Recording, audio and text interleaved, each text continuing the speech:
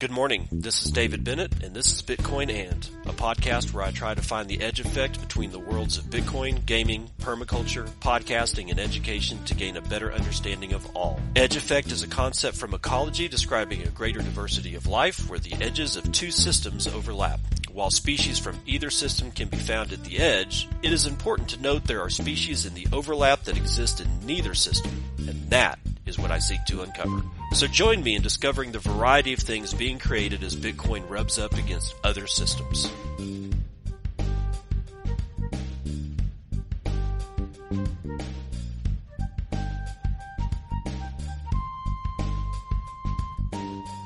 It is 9:23 a.m. Pacific Daylight Time.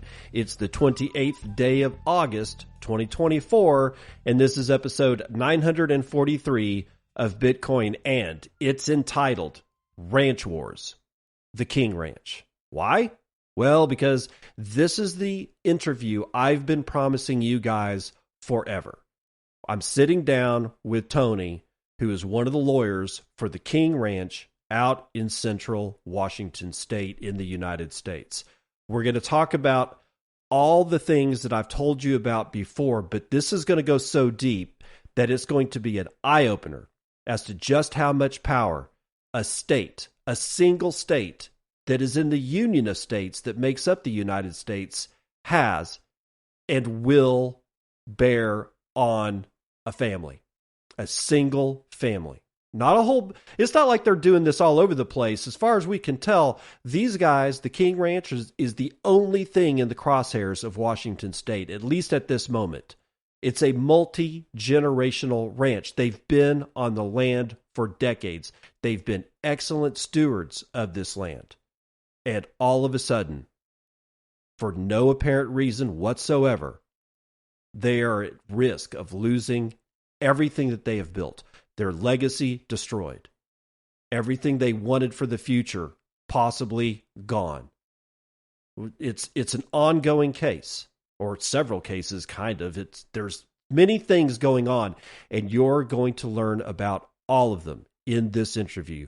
But first, the Circle P is open for business. The Circle P is the part of the show where I bring plebs like you to other plebs just like you, except these plebs take Bitcoin for their goods and services. And today it's Reverend or Rev Hoddle's Applied Permaculture class, which is on Saturday, October the 12th in Baroda, Michigan.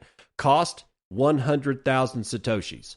That's right. It's actually a very, very good price. And even better considering that we have now just crossed down below $58,000 for Bitcoin. Even the 58K gang is just not even having any of it anymore. So you can learn how to apply permaculture to any lifestyle to build sovereignty, resilience, and wealth in this 1.5 day class. I will detail how I apply the permaculture ethics and principles to homesteading, share how I build resilience in my wealth with the 8 forms of capital, and illuminate the connections between Bitcoin and permaculture. After the learning about applied permaculture, eat lunch prepared with fresh food grown on the homestead. After lunch, I will give a full homestead tour showcasing living examples to see the ethics and principles of permaculture in action. You will leave with a full understanding of permaculture and the inspiration to apply it to your life in any situation. So he has lodging available for both Friday and Saturday night. There's free camping. But if you don't want to pitch a tent, you can book a house, a yurt, or even a tiny house. The yurt or the house that he has 4 beds and will sleep 6 guests maximum. The yurt has 1 queen bed, there's 2 guests maximum, and the tiny house also has a queen bed and there's 2 guests maximum. You need to DM him on Nostr to get details on pricing for the lodging. I will be giving there will be links to Rev Hoddle's Nostr account. There will also be a link directly to this particular announcement for this show or for his permaculture class if you're interested. But on Friday, October the 11th, that's when you check in. 3 p.m. is the earliest check-in time, and at 7 p.m., there's a fireside Bitcoin meetup. You got to bring your own beer, but everybody's invited. However, Saturday, October the 12th, that's the day of the class. And that starts at 10 a.m. with a permaculture presentation. There's a homestead lunch at 12 p.m. At 1 p.m., you will see permaculture in action on a tour. And then at 3 p.m., there's wrap up and networking. And I'm sure that more beer will be involved. And I would assume that you have to bring your own beer for that one too. So check out Rev Hoddle's Applied Permaculture class. And if you tell him that you heard it on the Circle P, he will cut me some sats for putting it on this show. Because why? The Circle P is here to help people that don't have a marketing budget, that don't have an advertising budget, to be able to at least leverage the audience that I do have and say, I have a good and service or a service that I think you would like, but they have to take Bitcoin for those goods and services. If they're not taking Bitcoin, they're not in the Circle P. Okay, with that said, let's get into the interview with Toni. Well, Toni, welcome to the show. Thank you. Toni is the lawyer for the King Ranch and the King family, correct? That's correct. And there's actually a team of us, but I'm one of the attorneys for the King Ranch and the King family, yes. And the whole reason that I'm here is I wanted to interview you because there's an issue with what's going on with the King Ranch. And we are definitely going to get into that. But one of the things that I've identified since not only just moving out here, but I grew up in West Texas, been around ranching, not directly, but just because you're in the area, you can't help but to be, there's ranching stuff everywhere, right? So you kind of grow up with it and you just think it's a thing, or at least I did. I just, we went to school, you go to the museum, they take you out for like a, school field trip and hey, we're going to learn about ranching heritage. And you think it's great. This is all great. But nobody ever tells you when you're in school, when you're doing these things, that in my opinion, over the last 25 years minimum, ranching seems to be under attack. And the more I look at problems, and like I said, we'll get into the King Ranch, the more I see problems like what's going on with the King Ranch, the more it makes me wonder what's going on. But some context into ranching, I honestly think would be good. It'd be helpful for me too. And so I want to start out with one of the most probably innocuous or inane questions ever. What does it mean when we say a ranch versus a farm? What's the difference? So really, ranching's more about animal production and stewardship of our natural spaces. That's more of a ranching. Like farmers actually farm, like they grow crops. And to be a farmer, you can have livestock, but to be a rancher, you are more livestock based. Your focus is your livestock, your animal husbandry, your stewardship of your property. Mm-hmm. And we're really, really, really into livestock. Like that's something we're born and bred to do. And it's our calling. Well, so how long have you, because you are a rancher, you're not just a lawyer, you are a rancher. So, I mean, you first generation, second, third? Fifth generation? Yes. That's a lot of family history. A lot of family history. And I think that's one of the main things here. Kings are the same. They have their generational, the next generation's there, and they even have a grandchild there on the ranch. I mean, we're talking stewardship is a main issue for us because we want it to be generational. We don't talk about an exit plan. We talk about a succession plan. That has come up several times. I've talked about it on, even though this is not a ranching podcast, I've talked about the issue of succession many times. And there was a conference that I went to that was a mix between the worlds of Bitcoin and straight up ranching and farm. And it was a really interesting mix of people because you've got software coders and developers, and then you've got people that are economists sitting right next to people that are pasture guys, grass management guys, cattle and animal husbandry in general. And somehow or another, it worked. It worked really well because there seems to be some overlap. And one of the things that was presented was the lack of succession planning in heritage ranching and farming. Like, how do you give over your land when is going to have a value like a I don't know. In some cases, it's so much of a land give over to the next generation that it ends up being an inheritance tax. And when these families when the children get a hold of these, and they have to peel off sections of the land by selling it to pay the inheritance tax. And I think you're talking large amounts of land, like $50 million is the federal. I think that's the federal cutoff point. But I've seen ranches way more than 150 or $150 million worth. So how do you go about success, like thinking about succession when you're talking about, you might come up against that inheritance tax thing? Well, I think one of the issues with any rancher or farmer, I'm going to include farmers because I think it's an issue there too, is they've worked that land, they've built that business, they've received it from their parents and added on or done whatever. And even though they trust their children, they don't want to give up that control because they put their blood, sweat, and tears into that property, into that land, into that business. And one of the biggest things I see as an attorney is they don't start soon enough. If we can start soon on the succession planning, we can overcome a lot of those issues because you have gift tax, you have ways that you can get around some of the big issues as long as you start early. Mm-hmm. And a lot of them don't. And a lot of them don't want to give control over. And you can understand that. Mm-hmm. They've put themselves into this. When we're talking about ranching and farming, it's not like making the big bucks, going on, $1 million vacations. Your profit's marginal. Yeah. And so when we're talking about that, it's really a labor of love and they're not ready to give that up. And that's one of the big issues. And I think it's something that, again, we can overcome if we start soon enough, but most people do not want to do that.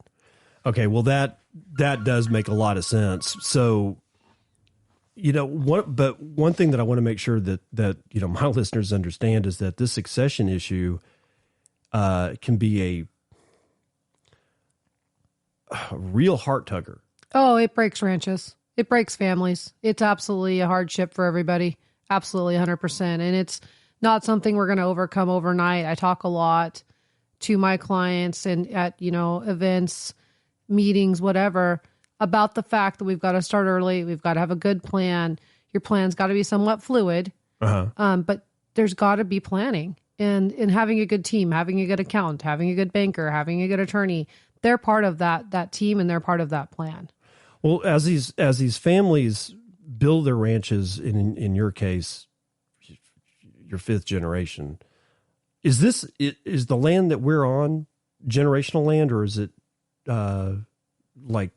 did your parents do this same plot of land that you're on here, or? So we actually bought this triangle from my aunt and uncle because we needed to have a fee simple property so we could have built a house. Right. But yes, we got this from my aunt and uncle.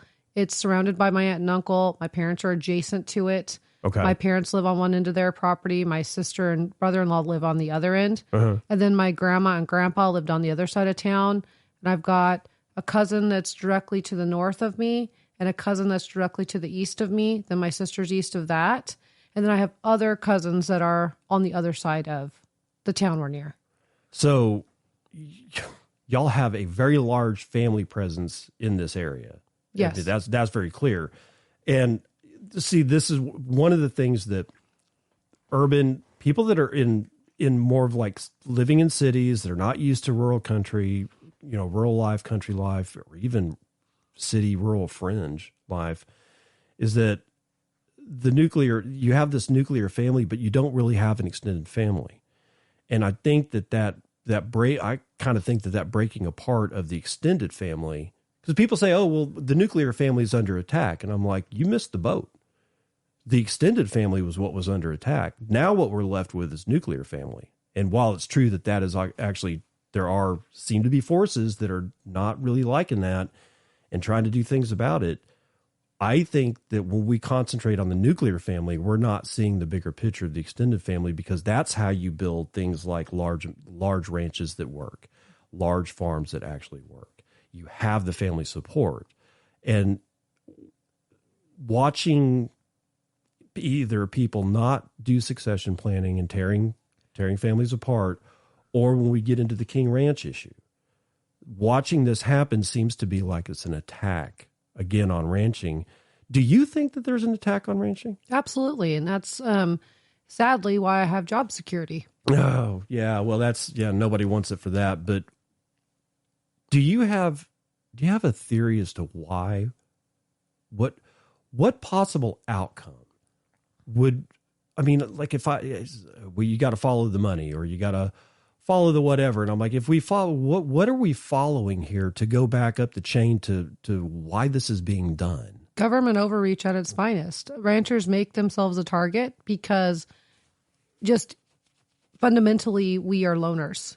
We don't talk. We don't reach out. We don't ask for help. What we ask for help is from our immediate families that are ranching with us. Mm-hmm. We don't go to our neighbors and tell them our problems. We don't seek government support. So they're easy targets. What I do see, though, going back to my original comment, government overreach at its finest, we've seen this trend that the government wants to govern everything. And one of the ways they do that is to fund. So again, a money issue. Mm-hmm. But you can't have a Department of Ecology if you don't have water issues. So even if you don't have water issues, mm-hmm. I'm just going to say it. I mean, I think it's pretty suspect that you have the government agency that is doing enforcement as the same government agency that's finding the issues. And if you look at their budgets, I think you'll find that I'm right. There's a lot of people, and I'm almost one of them because I don't know yet. I mean, it's one of those things where it's like, there's things that I want to believe. There's things that sound like they're fun to believe in, but I don't really know. But there's quite a few people that think it's also an attack on nutrition because let's look at meat. Let's just look at beef. One of the most, if done right, one of the most nutritious, and like not only can it be calorie packed because this low fat thing needs to go away. I mean, it's animal protein and animal fat. And between those two, you get full nutrition. You start cutting out the fat, you get problems. And if you start replacing the animal protein with something like vegetable protein, you get problems. It's almost as if there's a certain amount of people that want to keep us sick. And I can't help but to notice that the main people, and I'm going to tinfoil hat here just a little bit, but the main people that really bring the attention to the fact that ranching is bad, cattle are bad, cattle burps are bad because methane and blah, and there's just this unending amount of ignorance that's just pouring out of mainstream media, who just happens like 80% of all their advertising revenue comes from Pfizer. And again, I will be the first to admit complete tinfoil hattery because I can't prove any of it, but it just seems suspect. If you can keep people sick, well, of course, the pharmaceutical company would actually be the ones to benefit. Is that completely out of line, do you think? Or I don't know. I've never thought of it that way. I do think that there's some interesting points that you're making. I think it bears some research. I would say, especially on the methane production, when you look at the numbers, cattle are so low, they're almost insignificant on methane production. Oh, yeah. Yet, they're the ones everyone blames. It's crazy, and it's nonsensical. It is, and I mentioned methane production yesterday, and what people don't realize is that methane is a fairly heavy molecule.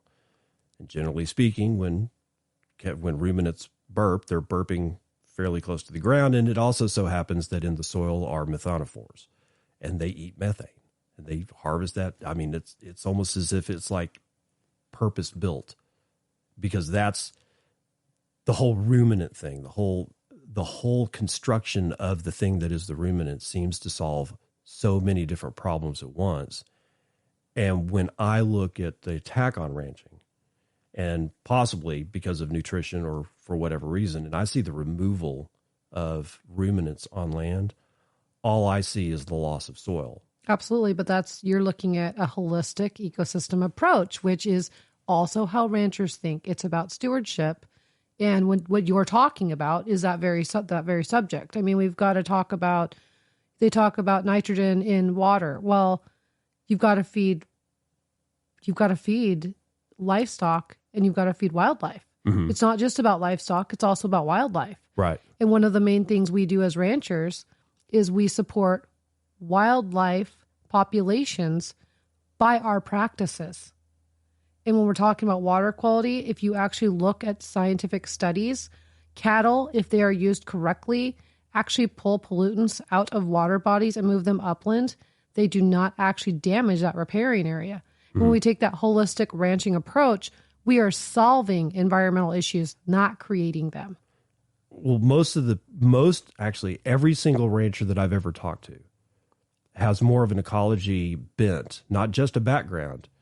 Either they might have gotten ecology, like if they went to ag school or something like that, but their ecology, they're all ecologists, every single one that I've met. And it's either coming from school and then reinforced by their direct association with the land over years and years for experience, or just straight up experience. But I've never talked to a rancher that said, I don't care about my soil. I don't care about, one guy in particular is very particular. He goes, when I'm grazing, it's a third, a third, a third. They crop a third, they trample a third, they leave a third.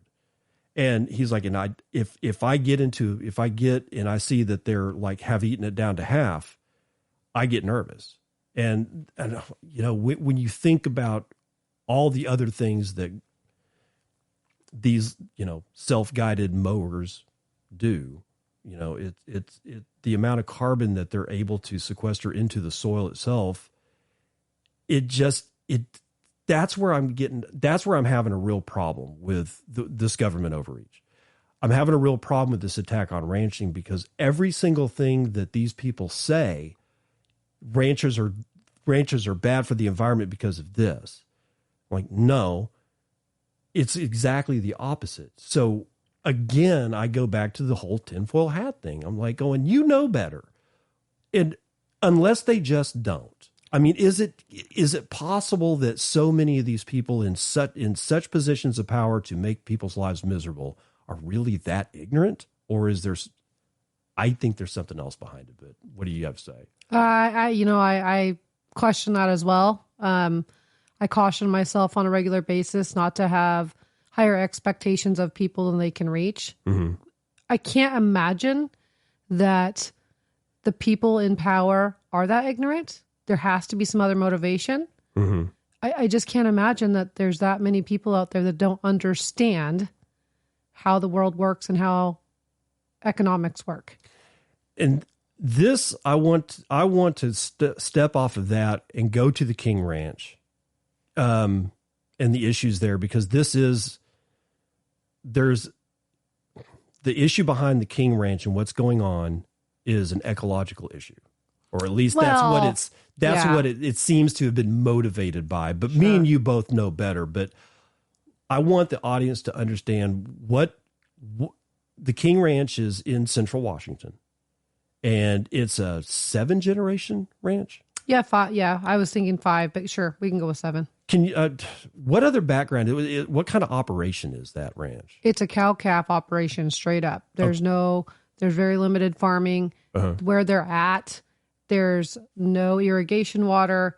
It is desert, arid, desolate ground that the only purpose is to run cattle and support wildlife populations. So 8 inches of rain annually. Sure, maybe. Yeah, if we're lucky. Probably depends on the year. Yeah.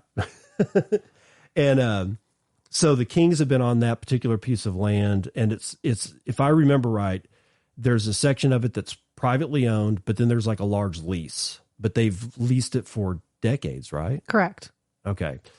So what happened? What's going on? Well, we can tell you what we pieced together, but we've never been given a straight answer from the government entities that are persecuting them. And this is state entities. Is this federal at all? Not yet. And that's a concern that we have. We've actually received emails through public records requests that the state has asked the feds to step in, and the feds so far have declined. But that is a concern we have. I mean, when you're talking about the allegations that have been made against the Kings, DNR and DOE are absolutely out to get the Kings at all costs and are asking for help from these federal entities. And Department of Natural Resources is DNR, and then DOE is Department of Ecology? Yes. Okay.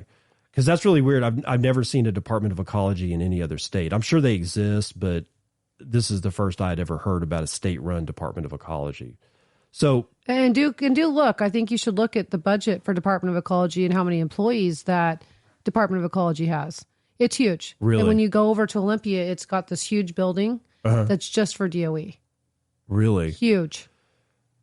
Okay, so they need funding, I guess, is what I'm saying, David. Yeah, I guess. See, we're going to follow the money again at least a couple more times during this discussion. But so the DOE and DNR working together have levied what charge against the Kings?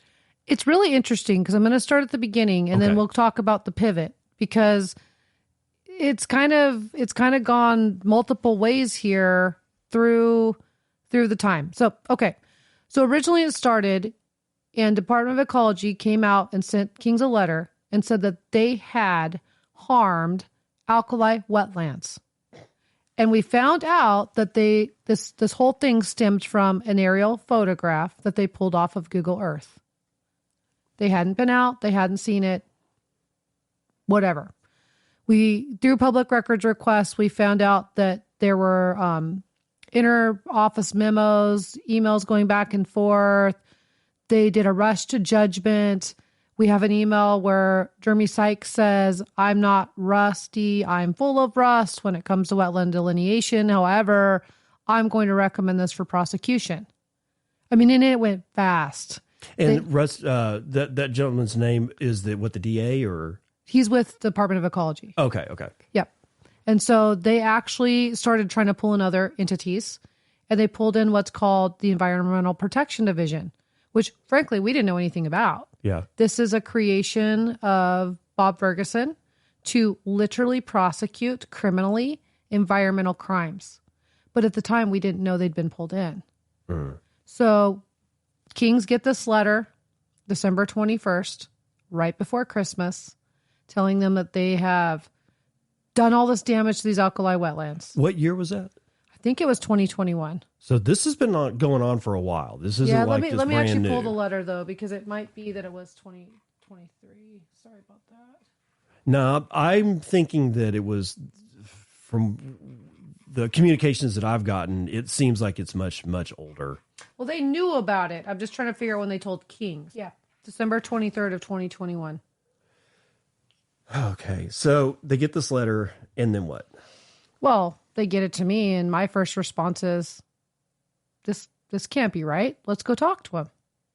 And let's figure out what's going on. Let's get a response out. Let's get this figured out. My first response is, we'll get this taken care of. No big deal. Mm-hmm. Because at this point, I believe that, for years I've been working on my relationship with Department of Ecology. Never see eye to eye to them, but at least, you can have communications, have transparency in action, have some type of relationship to try and figure out things that make sense. Common sense. Let's use a little bit of it, right? So we go and we're like, okay, what are you basing this on? What's your evidence? What have you done? And they're like, make a public records request because we're not going to share it with you. And I'm like, what the heck? And before this, they had kind of been communicative with you in other times past? Yeah, not necessarily about Kings, but other cases. Right. Kings had never had an issue before this. They had great relationship with Department of Ecology. They had a great relationship with DNR. They'd never been in trouble, never had issues, had these DNR leases for, again, generations. Uh-huh. They're considered to be excellent stewards. They do everything possible to care for this ground, wildlife populations. They're just amazing ranchers. This came out of left field. This was a shock. Huh. So we proceed forward. They say, no, we're not going to share any information with you. And so we're like, okay. So we start making public records requests. We try and figure out what's going on. We try and figure out the basis. We try to figure out how this got so out of control so quickly. And we begin to receive documents that they've sent in our office. We begin to see this pattern. We begin to see the narrative. It's scary. Very scary. At this point, we do not know there's a criminal investigation. We still think this is just civil. DOE comes out and fines Kings $267,000 They send them a letter saying you will be responsible to put these wetlands back into their original condition. We're not going to give you any evidence to what you did, but you need to agree to do this or we're going to move forward. We're going to go after you, yada, yada, yada. Kings are again like, what do we do? What do we do? But at that point, we realize we can't just cave in because we don't even know what they're basing anything on. And so we sit down and we decide the first step we need to do is hire experts. Get people out there. Is this even an alkali wetland? What are they talking about? So we do. We hire experts. We get people out there. And we don't just hire, Joe Blow down the street. We go and we figure out who are the best experts in this area. And we get them. They come out. And keep in mind, during this time, DOE is not backing down. Again, they fined him $267,000. DNR's come out and said, you're in default on your lease. We've unilaterally declared this default. You're kicked off. Get your cattle off of our ground. Now, did they say they were in default of their lease because of a different reason or because they were being fined $267,000? Because of the damage to the alkali wetlands, they were in default on their lease. And they also declared that all of King's improvements, personal property, were forfeited to Department of Natural Resources. Did that mean that we're talking their private land? We're talking their fencing that they've put on DNR ground. So when you get these DNR leases, they're long-term. They're 10 years at a time. And you plan on, you base your improvements on you prorate that out. Mm-hmm. So you put in fence, you upgrade that fence, you have corrals, you necessarily have water troughs or watering holes, whatever you need to sustain your operation during that 10-year time. Okay. Well, I just want to back up just for a second and stick on the point that we're talking about this thing called an alkali wetland, which for me doesn't make a lot of sense in an area that gets 5 inches to 8 inches of rain a year, if they're lucky. Right. So and I was talking to the water expert. What's that gentleman's name? We were talking to him at the hearing. We were having coffee. I can't remember his name right now. So we had John Stumiller with us, That's and he's it. not the water expert. He actually worked for the Washington Farm Bureau for a long time. Okay. And so he's part of the team. Yes. Okay. So these alkali wetlands, which I've never heard of an alkali wetland ever. And then add on top of that, in one of the driest places that I've ever been to. I've been to a lot of them. Eastern New Mexico. I grew up in West Texas. I mean, I'm used to dry. I'm used to the desert Southwest. There ain't a whole lot of water, and it's like, unless you're in a gully, there's not a whole lot of wetlands going on. And I mean, I guess I can see that this is probably more alkaline soil, but this just seems weird. And it gets worse because the wetlands that they just quote unquote destroyed, which is BS, is in fact watering holes, right? Man-made stock ponds. Yeah. So over the course of let's say 70 years or however long that they've been on this land. So they've been on the ground about 60 years, but there were ranchers before them. Mm-hmm. So those stock ponds have been there for a long time. Okay. They're the only source of water. Right. Because we live I live in a wetter area than you do, but still it can get pretty dry in the Palouse. Very arid. But everything that we're talking about was man-made. This isn't a natural environment that we're talking about that the Kings supposedly disrupted. Correct. And these stock ponds are vital to the operations of the cattle ranching business because you need to water your animals. Otherwise, they're not going to survive. And wildlife. And the destruction I don't mean to say destruction, but the alleged disturbance, I'm just going to call it, was the fact that they dredged the silt. Allegedly. Remember, there's been no proof offered that anything even happened. Allegedly. Because if I was a rancher, I have a house in Colorado that I own with like several family members. It has a stream that bisects its front yard. And the people that built the house put in a pond to capture that stream. Well, every single time that a rain event happens, the water turns muddy.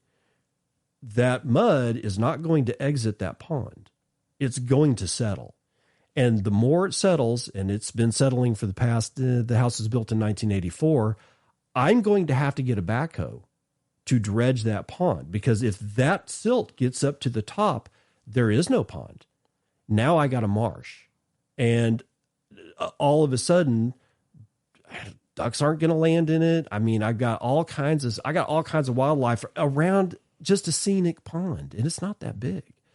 And I can imagine that if I was a rancher and now that pond is way more, it's worth a lot more to me to water my animals, I'm going to want to make sure that it can hold the maximum amount of water that it can.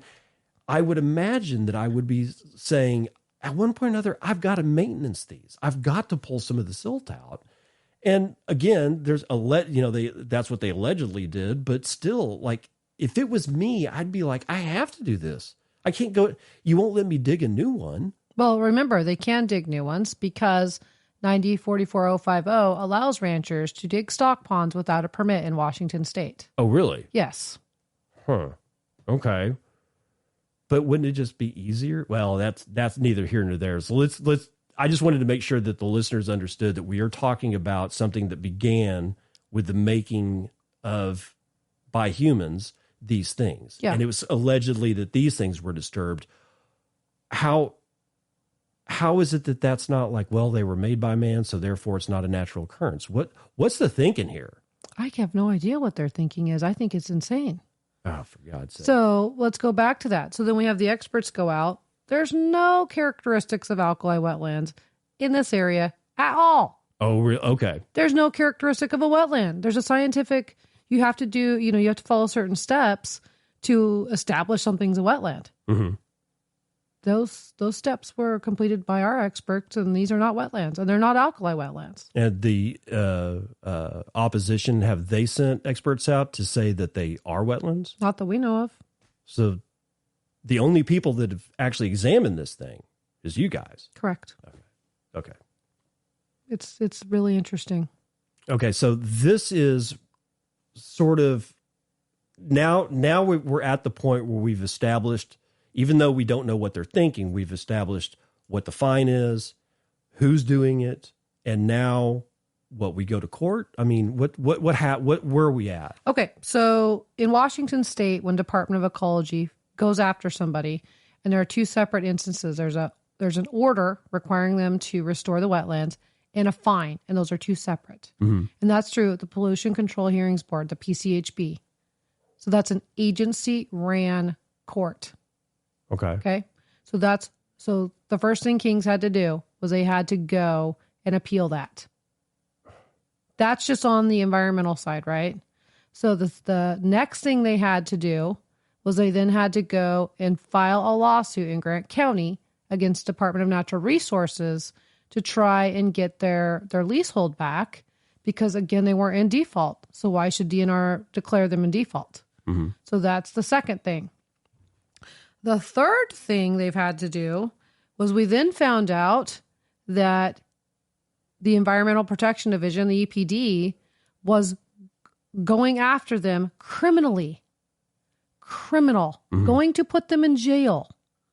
So they've had to fight that. That's the third thing. Mm-hmm.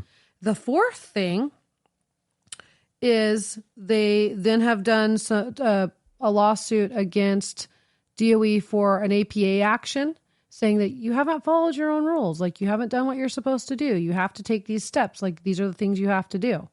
So there's a fourth lawsuit for that. Then, fun little fact here, DNR also canceled their Douglas County leases. Out of another county? Yeah. When did that occur? Because I don't remember us talking about that part. That was more recent. Okay. But they also did that. So now we have 5 separate lawsuits, 5 separate actions that Kings are having to fight. Was the Douglas cancellation, did that come after the public hearing, which we'll get into? No, that was before the public hearing. Okay. But it all seems to stem from the same events. And in fact, the judge in the criminal EPD action made some references about the suspect of the timing here. Mm-hmm. Because it's suspect. everything about this is suspect. Absolutely. I mean, and nothing makes sense and nothing adds up. And the lack of information coming out of any of these departments at all is beyond concerning. Absolutely. And we've even had elected officials have sent a letter in support of Kings to these agencies to say, what are you guys doing? And again, we're just seeing them pursue. They just continue to pursue this. Mm-hmm. So right before we get into the public hearing that I went to, right? That I was in. That was the criminal. That was the criminal side. Right before that one, hopefully you'll be able to clear this up. It seems like that one was about a twist in events where a RICO charge was made. So it's really interesting. Again, we didn't know about the criminal investigation to begin with, but the Environmental Protection Division began their investigation in a super secret manner, and they did it under an organized crime statute. Okay. So they started pursuing Kings with this special hearing that they could do under seal. So we cannot get any of the evidence. We cannot see what they're even pursuing. And they continue to tell us every time we'd go to court that they didn't have to. Right. So because it was a super secret special criminal proceeding, they had a judge assigned to them in Grant County, Judge Nodell. And originally when we went to the first hearing, well, let me back up a little bit. So how we found out about it is the EPD actually subpoenaed King's only employee. Okay. And we're requiring him to come to court to testify against Kings for these alleged activities. Okay. I want to stop right there because under normal circumstances, the United States, given our Bill of Rights, can somebody force me to testify against somebody else? Plead the Fifth. I mean, that's where I'm going with this, is that the Fifth Amendment gives us a special right to say, I don't know if this is going to incriminate me or not. And therefore, I'm not saying anything. But here's the issue. So you can plead the Fifth, but if they give you a free pass, meaning they're saying, well, we won't go after you, you can be compelled to still testify. Okay. But under testimony, wouldn't you be able to say, I plead the Fifth Amendment? And that's where we get to the hearing that you went to. Okay. That was why that hearing occurred. Okay. So is there anything that you want to say before we talk about the hearing? Because there was some chicanery that happened at that place too. I think I need to go through how we got there. Okay, please do. So again, we find out about this investigation, not because of any other way, but because they subpoenaed this employee. Okay. And of course he's like, what, he's freaking out. Like he's been subpoenaed under this special proceeding. We can't find anything out about it. We can't see the original petition. We can't see anything. Mm-hmm. We try and get a hold of the court. And they're like, that's under seal. We can't share that with you. So at this point, Kings are not even a party to this. So it's a completely separate issue. Yeah, completely separate issue. So this employee, honoring what you said earlier about no names, this employee gets an attorney, a really good criminal attorney, and we proceed to start going to hearings. And the first hearing, Judge Nodell was like, well, they have the right to do this. And we're like, how? They're using an organized crime statute. This is not an organized crime. Mm-hmm. And so then Judge Nodell's like, okay, I have these questions. You need to brief these questions. We produce it's hundreds of pages of briefing in response to this, which leads to more questions. So we go back for another hearing. It continues to question, this continues on. And again, we get no information out of the state. They basically say, we have the right to do this, and there's nothing you can do about it. And the judges kind of getting to this point, we're continuing to inform them. We're continuing to talk about RCWs, stock water rights, all these things. Mm-hmm. And the judge is getting pretty sick of EPD's lack of cooperation. Mm-hmm. In court a couple times, he would say, how are they expected to fight this when they don't even know what you're doing? And the EPD's like, that's all right. We don't have to share that information. It was so crazy. You felt like you were not even in America. Mm-hmm. So it comes out that the judge sends out this letter, and he says in this letter, I can't tell you what the allegations are, but if it were this allegation, the statute of limitations would be this. If it's this allegation, the statute of limitations would be this. I think they're on a fishing expedition, but I'm going to make this employee come in and testify. because we need to close the record on this.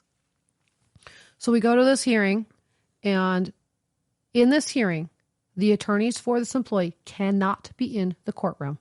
They kick us out into the hallway. Now, this is the one that I went to. No, this is the one before that. They did it again? Yes. Oh, God. So this employee, this young man, I mean, he's like in his 20s. He has a family, young kids, great human being, amazing human being. He's in the courtroom alone with a judge and 2 attorneys from the state of Washington, from the Attorney General's office through the EPD. So these 2 prosecutors are basically questioning him, and he has no attorney in there with him. None. So the judge allows him to come out into the hall and talk to his criminal attorney, who I'm sitting next to, and ask if he can answer the question or not. So we go through this procedure, like, you know, and he can answer easy questions like, what's your name? What's your occupation? Where do you, all these things. And then they start asking him about specific events. And he comes out into the hall and he's like, I don't want to answer. And we're like, okay, plead the 5th Amendment. So he goes back and he says, I'm not going to answer. I plead the 5th. And so at that point, the judge said, you know, they're saying, well, we can get him for contempt. We can do these things. We can do these things to him. We can throw him in jail. And we told him that they were probably going to do that. Like, we knew they would do that. And the judge is like, okay, at this point under the statute, we will hold a public hearing and allow people to come in and testify, weighing his right to plead the 5th with the state's right to pursue these charges. So the judge would then come up with what he thought should happen based on this public hearing, which is the one you went to. Okay. Because the one I'm talking about was still under seal. No public could be there. We were not even supposed to talk about it. The EPD investigators actually said that they could throw this employee in jail because he told people about that subpoena. And the judge said, I'm not going to entertain that. Mm-hmm. But I'm sure they would have if they could have. It was crazy. Crazy. Yeah. So moving forward, then we set this public hearing. We rally all these individuals to come, call everybody under the sun to come to this hearing and talk about the importance of ranching, the importance of stock water, how no poor employee should be subpoenaed to come in and testify against their employer, especially when they don't want to. And the other part of it is nothing has ever been shown that the Kings did anything wrong. Right. We still have nothing. No evidence. Nothing. At all. Nothing. Yeah. And that's been a real cross to bear because people will say, well, they had to have done something wrong. They had to have. Mm-hmm. The state's not just going to pursue this if they didn't do anything wrong. But what? They are. Yeah, they are. That's exactly what they are. And they have nothing. Or at least nothing that they're showing you. Right. And again, we've got all these public records that we've gotten through this public records request that show nothing other than we've got these emails about the guy being rusty, not rusty, full of rust, but he's going to pursue it anyway. We've got other emails where they talk about supporting their narrative. I mean, all these emails that add up to they're out to go after a rancher because they want a change in the law and they cannot get it any other way. They're going to get it through the court system. That's why we believe this has happened. Okay. Does this have something to do with the Supreme Court did an action earlier this year, or was it last year, that said, we're not doing EPA stuff and kicked it back down to the states? Is that where this is coming from? Yeah. So that does have a little bit to do with it. You're talking about the Sackett decision. That's it. Yep. Yeah. So that does come into play because then each state gets to go. So I think you're confusing it a little bit. Okay. So what the Sackett decision actually held was that the EPA doesn't have jurisdiction over all water. They only have jurisdiction over federal water, and then the states have jurisdiction over all other water in that state. So the states can choose to exercise that jurisdiction or not. And in Washington, they choose to exercise that jurisdiction. Okay. So the state takes that very seriously. And one of our arguments has been, is it water or waters? Meaning, is it a single raindrop that comes out of the sky that our state can have jurisdiction over? Or does it need to actually be a water body? The state's position is, if it's not a navigable water, meaning under federal jurisdiction, they have jurisdiction over it, meaning a single raindrop. Any water. If there's a mud puddle out in my driveway, that would be under state jurisdiction. If I polluted that mud puddle in my driveway, they could go after me. That's their stance. Mm-hmm. And it's crazy. Yeah. Again, it lacks common sense. And I'm going to say to you again, follow the money.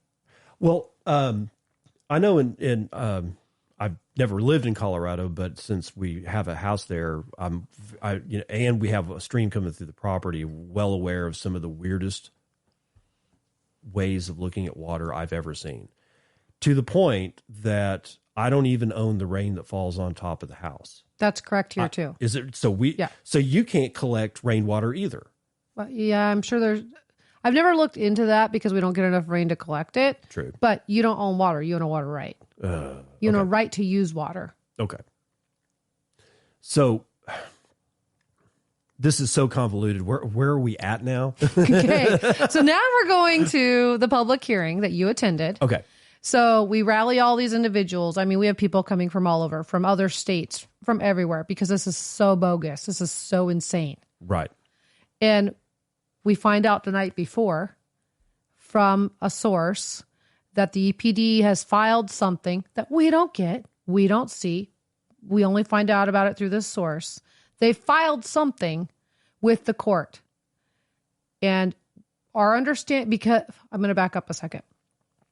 At the hearing prior, when the judge decided to have this public hearing, it was requiring the head of the EPD to come to the next hearing and be questioned by the criminal attorney for this employee. Mm-hmm. And so we had actually asked EPD during the pendency between the two hearings if they were going to move forward or if they were going to quash their subpoena and stop this criminal process. Okay. And they basically said nothing. So they said nothing either way. Right. So the night before, we find out they filed something with the judge that we cannot see, we do not have, we do not know what it is. We speculated that they did not want the head of the EPD to have to come in and be questioned by the criminal attorney. Makes sense. They don't want their guy on the stand. So that's where you come in. So we started calling people and saying, we don't think the hearing's going to go forward. You know, please, if you're coming from a long way away, don't drive this far. But we still had quite a few people come. It was a standing room only in that courtroom. It was just an amazing showing of support. Right. And so we got there, and you will agree with me, David. It was crazy. It was. So we get in there, we sit down. The judge is like, leave. We're going to close this courtroom. We're not going to let you guys hear this motion. I'm not giving you, criminal attorney and me, a copy of this motion. So this motion is what was filed the night before. Yeah. And okay, so we all came for a public hearing, and somebody threw something to the dogs the very last minute, and all of a sudden it changed. Not someone, the EPD did. Yeah. So it changed the tenor of what was going to occur, yet it was still supposed to be a public hearing. Yeah. And if you recall, the criminal attorney argued. He said, they haven't given us this. We haven't been shown this. This is not due process. This is not right. You should not move forward with this, Your Honor. And the judge said, yeah, great. Get out of the courtroom.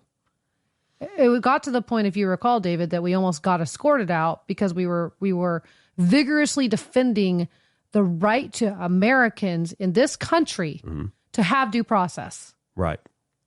And we were there in force. When you say standing room only, that's not hubris. I was one of the ones that had to stand up. Yeah. And then I got to sit down when we were brought back, given permission to come back into a public room. Yeah, but do recall, so we have all these people out in the hallway, including the clerk of the court.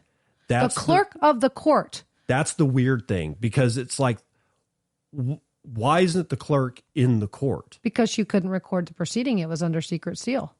And for those who don't know, one of the clerk's job is to basically take down what's happening, what's being said, who's saying it, and none of that was now recorded. Right. There was a transcriptionist in there. Okay. But we can't get that record. So we still don't know what was said. No. Not really. We can only speculate. Okay. But it did result in a change, or something changed, because when we were allowed back into this public court, well, you say it. Well, we were brought back in, and the judge said that the EPD is agreed to quash their subpoena. Against the King's employee? Yes. Yeah. Okay. And again, we argued vigorously. for the right to see the petition, the right to open the file. At the worst case scenario, like at least tell the state that they can't proceed with criminal charges later. And that was the question that was posed, and it wasn't you, it was the criminal attorney said, is this subpoena being quashed with prejudice? That's correct. And that would have meant that there was no way, shape, or form that these particular people would be able to ever bring that subpoena again. Correct. And it was not quashed with prejudice. It was not. The judge was very specific. He said they can still bring their motion. They can still proceed with their criminal investigation. This subpoena is quashed. See, this is where we all got really upset. Well, of course, because then the Kings are still under criminal jeopardy. I mean, they're still faced with this looming threat to throw them in jail. Right. For a felony. Yeah. This isn't a traffic ticket. This is a felony allegation. Yeah. And the fact that they can, I mean, it's not just the Kings, because this young man is still in jeopardy too. Absolutely. Everybody here, nothing was solved. Nothing. And what I found one of the most offensive things that I found was when the judge looked at the criminal attorney who was arguing about all this, and he said, "Why can't you just take the win?" Yeah, he absolutely said that. It was crazy. I have never been able to reconcile what I saw that day with what I supposedly have been taught is the United States judicial system. And due process. Absolutely. And I was still chewing on the fact that they made it a RICO issue, was an organized crime issue. Who organized? You're not stealing lumber. You're not conspiring to go, shake down businesses in Main Street for $1,000 a week for protection money. This has nothing to do with organized crime. And who would have been organized? You have a couple, the Kings, and their employee. How is that organized crime? We've questioned that as well. Like, how do you even bring these charges under an organized crime statute so that you can keep it super secret? Yeah. Again, totally un-American. So that happened a few months back. This court case that I went to a few months back, and then me and you went back and forth, and we weren't able to hook up. So I'm sure that more stuff has happened since then. Of course. It's been insane. I feel like every day is a new day, right? And I am pretty much at this point, ladies and gentlemen, I am completely out of my depth in what I know about this case. I'm coming right now, like you, as a clean slate listener. What's going on now? Well, that's when I talked earlier about the pivot. Remember, we started with alkali wetlands. Mm-hmm. The Department of Natural Resources filed a preliminary injunction against the Kings, stating that Kings had disturbed cultural resources. Cultural resources. We pivoted to cultural resources. So now it's a burial ground. Yeah. Great. Yep. And they got some of their experts out there and proceeded to say that they'd found bones, which there are cattle out there. There's going to be, and wildlife. There's deer. There's all kinds of wildlife out there. They posited what type of animal bones they might be? Did not identify. So the bones. Assumption is human, cultural, anthropological type things, but just because there's bones and animals are going to die in the field. Yeah. And they're going to get picked clean, and their bones are going to be I'm not going to go clean up bones. I'd actually want the calcium in the soil, so I'm definitely going to leave them there. Right. And there's coyotes. There's lots of animals out there that, including birds, that they're scavengers. That's how they survive, is on things that die. And so they have identified bones, which makes no sense, and other indicators of cultural resources. But here's the fun part. Through this property used to be one of the main roads before Highway 17 that was used in that area. And there's also a trail through there that was used when people moved cattle back when we had to literally herd cattle to market. So there are two massive systems through there that probably do have some indicators of cultural resources for ranchers, Right. for our culture. Exactly.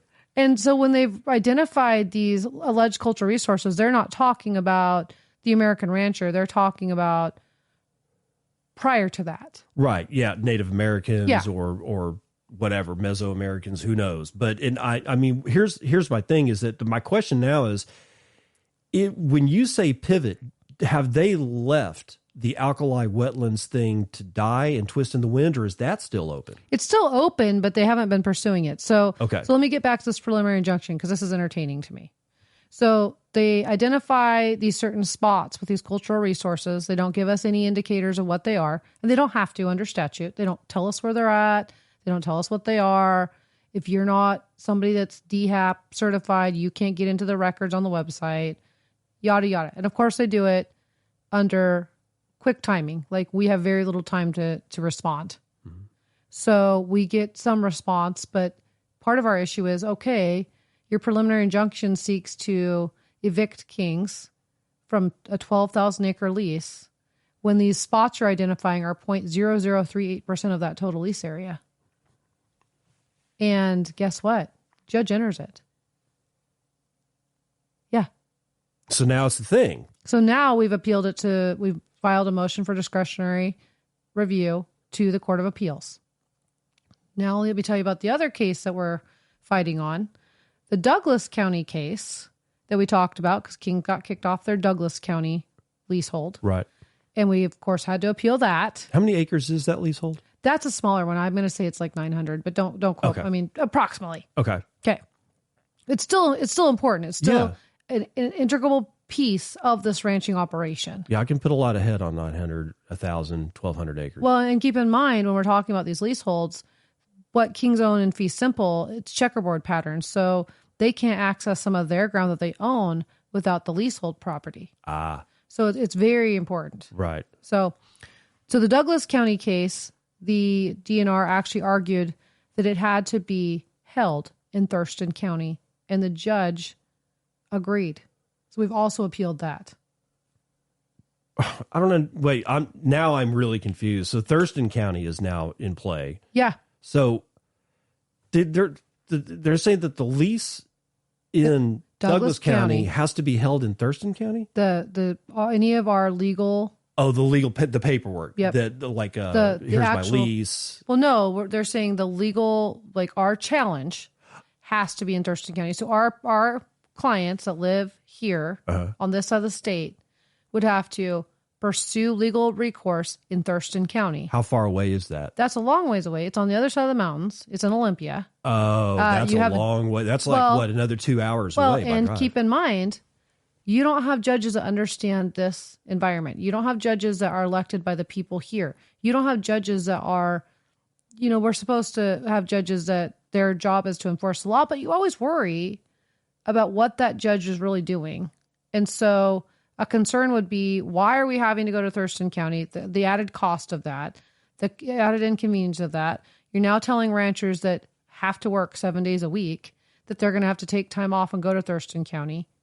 And you're having judges that may or may not understand the issues because they haven't been over here. Well, they have no context. Yeah, they have no context. They think it rains all the time. There was a lot of people that said, "Oh, you live in Washington. It must rain there all the time." No, Seattle, maybe Tacoma, Olympia. Like on that side of the mountain chain, yes, it rains all the time because the mountains trap that moisture and it just continuously falls.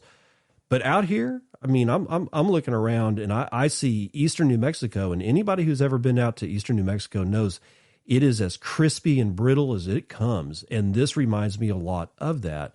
There's no way you can have context as a judge who gets rain all the time to what it looks like out here, unless they've lived out here or come out here. And I gather that they don't. And we wouldn't know which judge would get it, but I would also think that your statement's probably true. Okay, so now they're saying that it has to be in Thurston County. So now there's a threat that these people would have to get up and continuously rotate to another 150 miles? Sure. I haven't map quested it, but I mean, it's a drive. Yeah, it's at least 2.5 hours from here. Oh, no, it's farther than that. Is it farther than that? Yeah. Okay, because I'm just, yeah, I guess it would be. But But the other thing, when you think this through, is anytime you want to challenge a government entity that owns land, I shouldn't say they don't own it. They manage it for the citizens of the state of Washington. Mm-hmm. But the jurisdiction of that land, the challenge should be where the land is. Right. It shouldn't be in Thurston County. Right. It should always be where the land is located. Right. And I'm definitely not arguing that. But it also needs to be that for me, there's two reasons, and one is more important than the other one. One is this is where the rancher is. Right. This is where the people who are involved with whatever situation pops up are going to be. It is incumbent upon the state to provide resources for that person not to have to fly across the country, across the state, whatever. But also, the second thing was that there's no context. The person that's like adjudicating or whatever the word might be, any of these issues doesn't know what it's like out here. And added cost, tremendously added cost. Because the clients can't just go in. They have to go a day before, whatever. Mm-hmm. Having attorneys from this side of the state go over to that side of the state, added cost. I mean, just the added cost, when we talk about due process, that to me is a huge factor. It is. Can you have due process if you can't afford to pursue these challenges, these allegations, and protect your rights? I don't think you can. I was talking to my sister the other day. She was did a lot of legal work for large firms, for anywhere from real estate to mergers and acquisitions, and all the whole gambit of corporate law. She said the first time that she came up against something, and it was that really scared her about the judicial system and the legal fees involved, was that American Airlines was suing, and I can't remember the name of the airline. They were brand new, and they found something, and they just rode them into the ground on legal cost. And that airline was only open for 2 years because American Airlines said, you know what? We're just going to outspend you.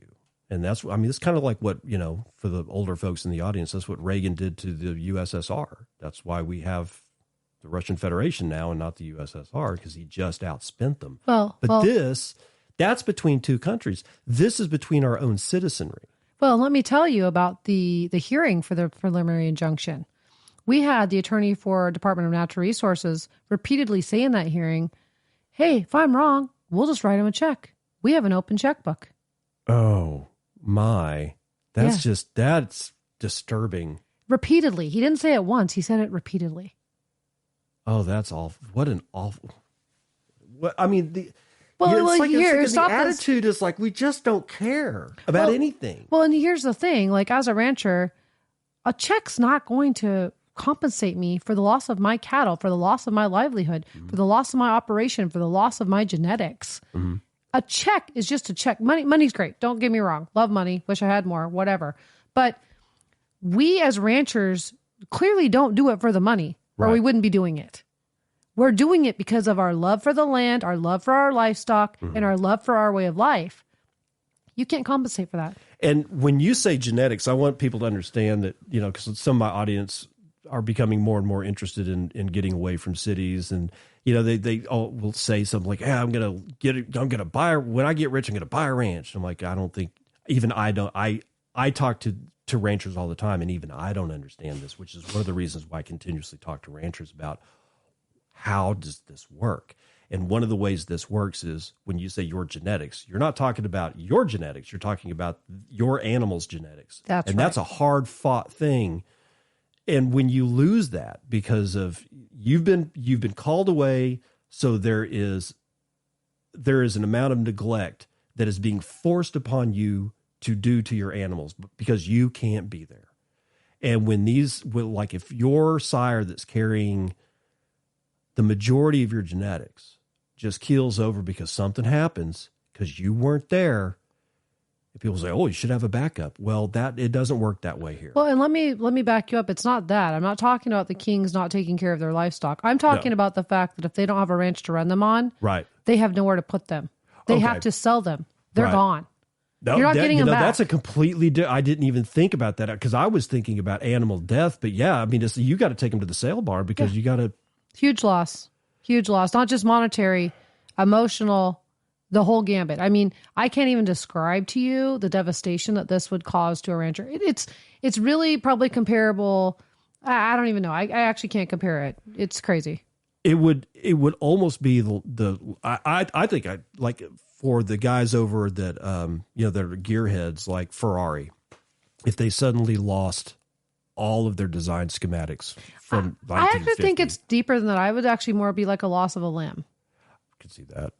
Because it's more than, I mean, those Ferrari guys, that's fine, but that's a job or whatever. Right. This is a livelihood. Yeah, they'll start designing again. Yeah, you can't. Like, even when we're talking about like our ranchers that have been devastated by fire. I've got a really good friends, ranchers that are in Eastern Washington, and they just lost a huge portion of their ranch to fire. Yeah. And just listening to him, he's doing a little bit better now, but they're going to have to sell the majority of their herd. They have nowhere to run it. We have had some other ranchers and other farmers reach out and say, bring your cattle over here. So he's going to be able to keep a core group. Okay. But just that devastation, and this isn't that. This is a permanent devastation. This is not a time frame where that they can overcome. This is them losing their ranch. Yeah, and that's sort of like where I want to take this next, is that even if the Kings win everything, to the point that it embarrasses the state of Washington, as it should, are they going to still be able to survive given the amount of cost that's been racked up? They've been forced to rack up. No, it's hard. And I really don't have an answer to that. I can tell you that they're going to do everything within their power to survive, but the costs of this fight are astronomical. And like you talked about, just overspending. Mm-hmm. The Kings don't have taxpayers to rely on. No, they can't print their own money either. No, they don't have a money tree. Yeah. And state governments, especially that cotton to, this is again my opinion, but state administrations that cotton to like the current administration that we have in Washington right now, probably going to be able to get money, whereas other states maybe not so much, unless you're just intensely powerful in industry like the state of Texas. Right. Generally conservative, completely against the policies in Washington, D.C. right now, yet they're like, well, without our oil, without our manufacturing, I mean, Elon Musk is pulled completely out of California now. I mean, he announced like a couple of days ago, even that X, what used to be Twitter, now the headquarters is going to go out to California. He's already done it for Tesla. He did it for SpaceX. I mean, California, at that point, and I'm not even that much of a fan of Elon Musk, but I mean, if I was a state, I would be a fan of that tax base, and they're all leaving. Yeah. And it's like, and I've seen like in the city that I live on, way Eastern Washington, one of the building supply places is closing down, and the movie theater is closing down because of property tax rises, and they've changed the amount of money that you are required to pay for minimum wage. And the owners are like, we can't afford it. And they have, in both of these places, have the exact same store right across the border in Idaho, and they're fine. Yep. They're completely fine. When I go from Eastern Washington to Western Idaho, between these two cities, all of the commerce is over in Idaho because you're actually able to do commerce. And I mean, this, I'm not going to ask you why you think that's occurring, but this just seems to be part of a larger problem. This thing with the Kings is like, we don't want any industry. We don't want anybody doing well. We don't want anybody producing anything ever. And we're never going to tell you why. That's what it looks like to me. And that doesn't make any sense, which causes me a great deal of confusion because I'm like, how are you going to get your money to pay your people? I mean, unless you literally are planning on the federal government just printing money, and they will. I mean, when Jerome Powell dropped announced like a couple of days ago that he was dropping the interest rates at the Federal Reserve, all that really means is that the money printer is about to turn on. That's what that means. But that's not a long-term plan for something as large as a state, whether it's Washington or New Mexico. It doesn't really matter. That's not a long-term way of survival. And at this point, I can't even conjecture why you would destroy the economy of a state And Washington's not the only one. Oregon's not exactly doing well either. No, Oregon's almost as liberal as we are. And California, I mean, they're losing everything. I mean, it's just everything is moving west. And now you've got half of Oregon and half of Washington want to go over to Idaho, which I think is actually a great idea. Is there even a mechanism for that? I don't think so. I didn't think so either. No, and we continue to talk about this new state called Liberty, and I just don't think it's there. It doesn't make any sense. Again, back to follow the money with all of our energy production, our dams, our alleged green energy over here. It just wouldn't make sense to allow our half of the state to leave. I know it doesn't make any sense at all. So I don't think that will happen either. It's just that when you get sentiment built up to the fact that you've got half of a whole state wanting to join another state, I'm not sure that that's happened in recent memory. Now, I mean, unless you know about another story of something like West Virginia wanting to get back together with Virginia, because I haven't heard about it. This is the only place where I've heard about this even being talked about. And that, even though it won't happen, and I really don't think it'll happen, it does beg the question, what the hell happened that this conversation even exists? And when I see what's being done to the Kings, it's very clear why this conversation exists. And at one point or another, I don't know where it's going to go, but let's get back to the Kings, because that's way too much philosophical stuff. So when we get back to the Kings, what happens now? Is there anything else that we need to know before we start wrapping this up that you haven't been able to impart yet? Well, we do have the two motions before the Court of Appeals. Okay. The motions for discretionary review. And they're going to be held, one of them September 19th, and the other one is October 3rd. Okay. And they revolve around that preliminary injunction. Okay. And the jurisdiction going to Thurston County. Okay. So other things that are happening right now, we also have a stay before the PCHB. And the reason we have a motion for a stay is because of the criminal jeopardy. We haven't been able to get anything out of the Attorney General's office to say, we're done, we're not pursuing this, nothing.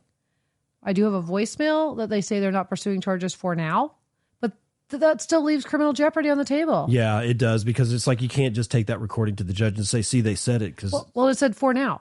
For now. They actually said for now. Well, then why even make the statement? Yeah. Why even form the sentence? Yeah. It's almost like it's a threat. Yeah, pretty much.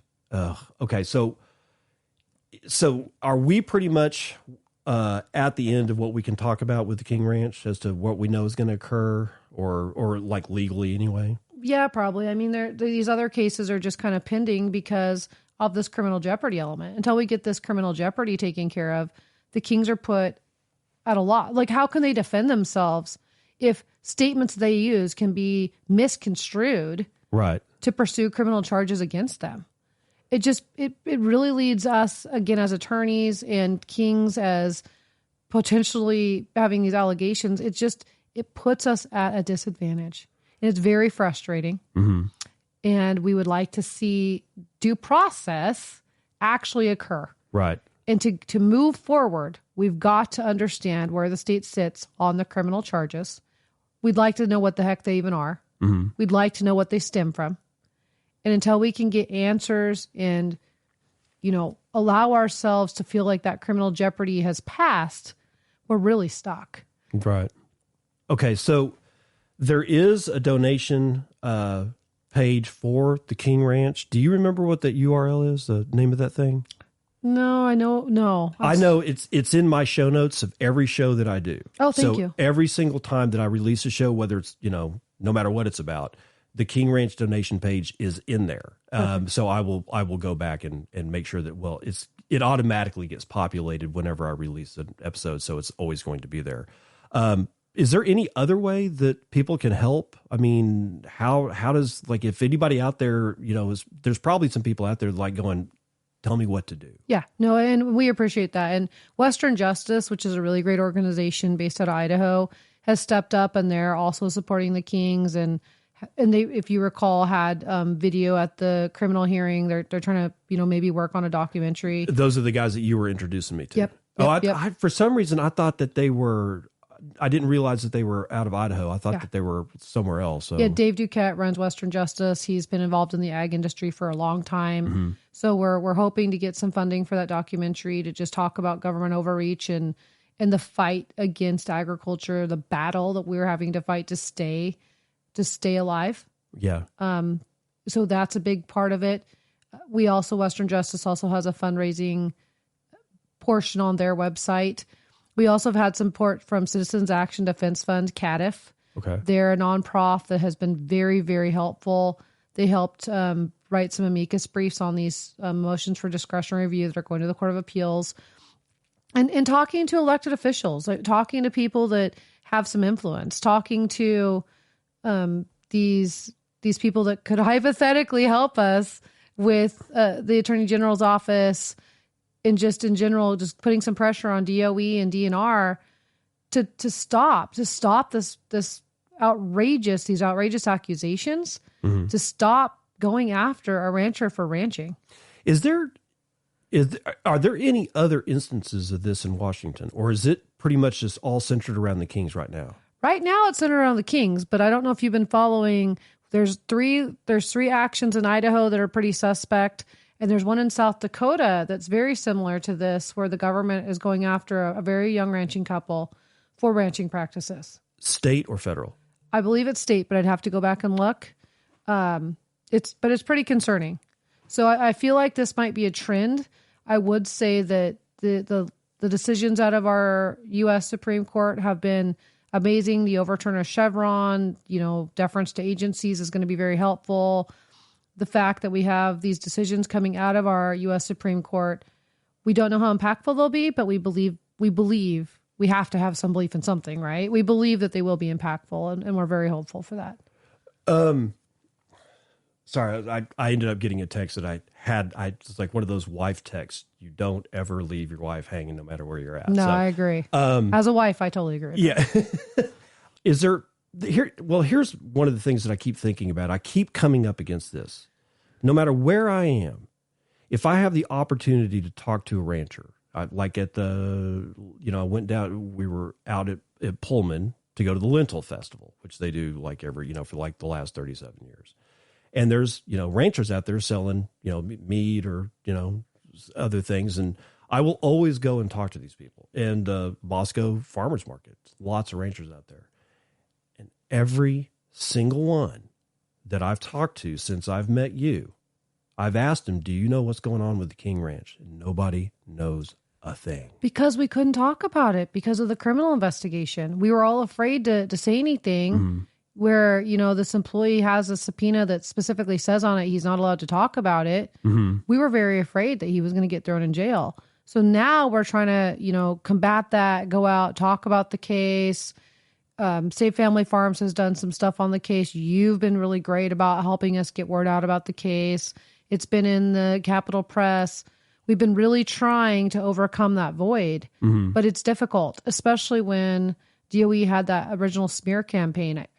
Right off the get-go, they had press releases about this $267,000, the alkali wetland damage. That. I mean, they just came out swinging. Yeah. And again, instead of combating that, we said, let's get experts. Let's do this right. We don't want it being a he said, she said. We want to be able to offer proof. We want to be able to prove the innocence of these clients because that's how you really win. And let me guess, none of these publications have asked you to, for what your researchers came up with.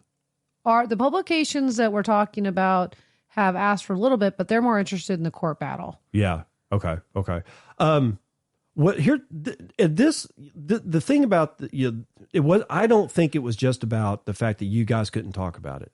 Because here's one of the things that I don't think people understand about the ranchers that they go meet is that it correct me if I'm wrong, but it appears to me that the type of person that is a rancher is exactly the kind of person that not really all that interested in talking to massive amounts of people.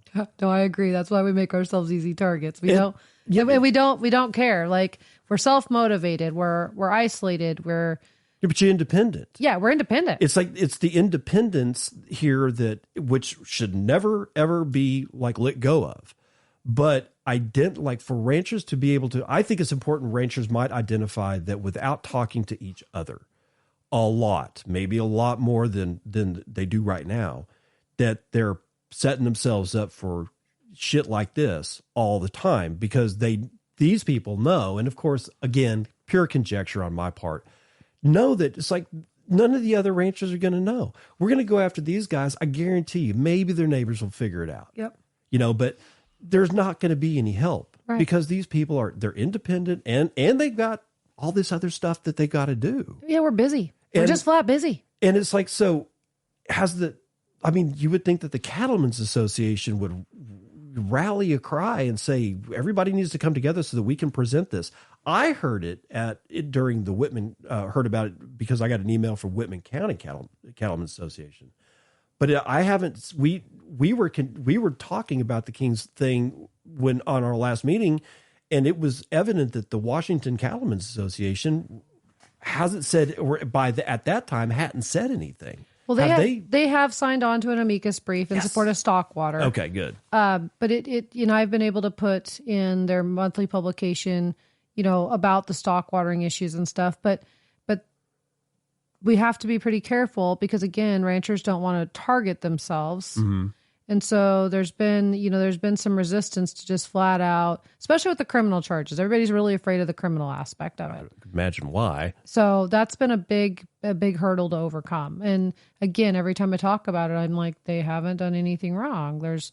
These criminal charges are bogus. Like they're just another pressure point, another way to run King's money out, another stressor on them, another way to get them to cave. Yeah.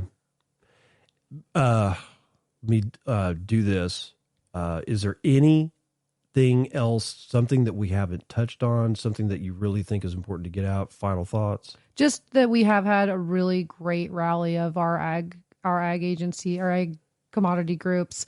On those amicus briefs, we had support from Washington Farm Bureau, the Dairy Federation, Cattle Producers of Washington has been awesome. Uh-huh. The Washington Cattle Feeders has been awesome. There's some really great groups out there that have absolutely supported the King, Stevens County Cattlemen.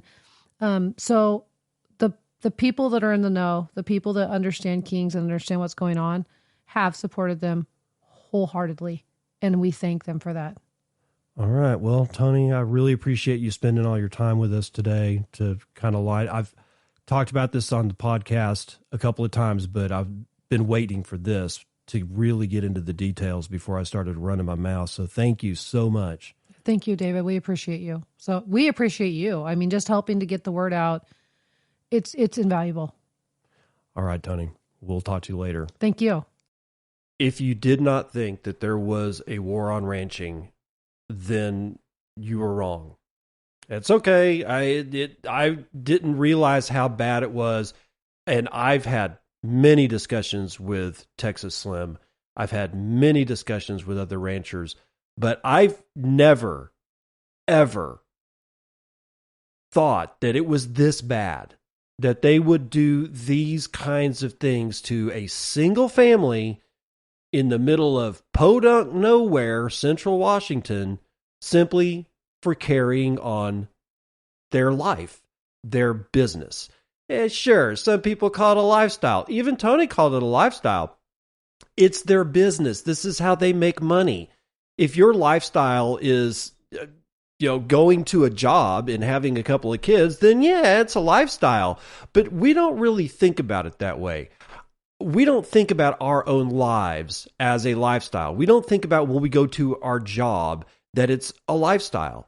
This is the business of a ranching family. It's under attack.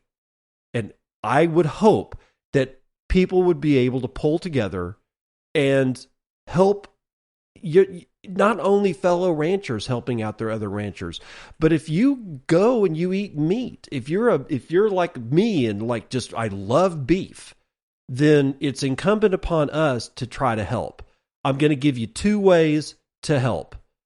One is a website called ruralamerican.action.com. That's ruralamerican.action.com /fundraising / Save King Ranch and Agriculture in Washington.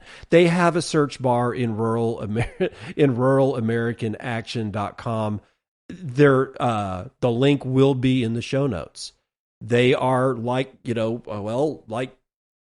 kind of fundraising site, and they're trying to raise $50,000 is their goal. And this goes essentially to just cover a bunch of legal costs and probably travel and whatnot like that. They are one of 2 fundraising pages that you can go to if you want to help these guys out. If you want to help save some aspect of American ranching, then we need to start with the one place that we can go start at. The King Ranch is a good example. Even if you're not a Washington citizen, a Washingtonian as they call it, if you're in Texas, if you're in Idaho, if you're in South Dakota, because as Toni told you, there are actions going on in those states as well, then help a brother out. Go out and do, or give some money to the ruralamerican.action.com website or page for the King Ranch.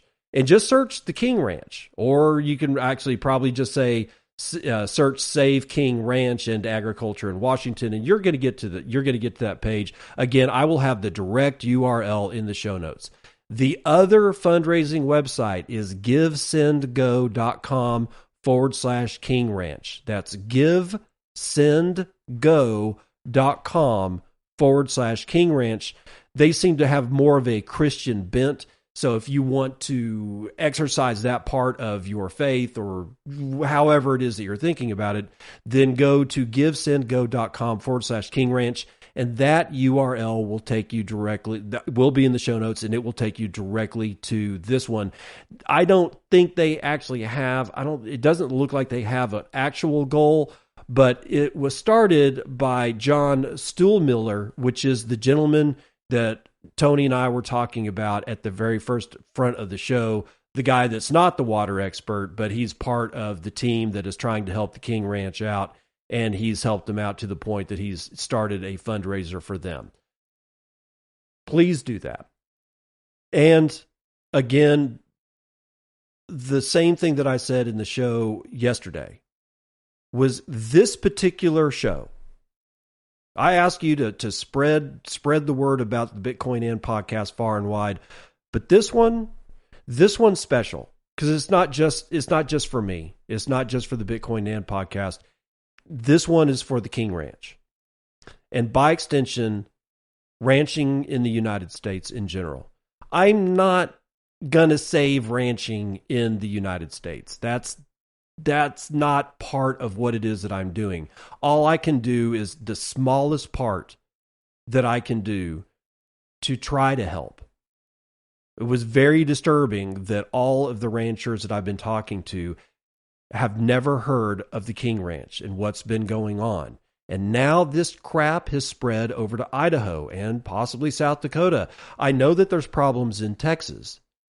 This is going on all over the place. And it's getting worse. If you want to help, then spread this particular episode out to all. If you have ranching friends, you need to email it to them. You need to text them the link. I don't care how you get it to them, but also tell them that they need to listen to this, because even if they don't live in Washington, at one point or another, this shit's coming for them too. I'll see you on the other side. This has been Bitcoin and I'm your host, David Bennett. I hope you enjoyed today's episode and hope to see you again real soon. Have a great day.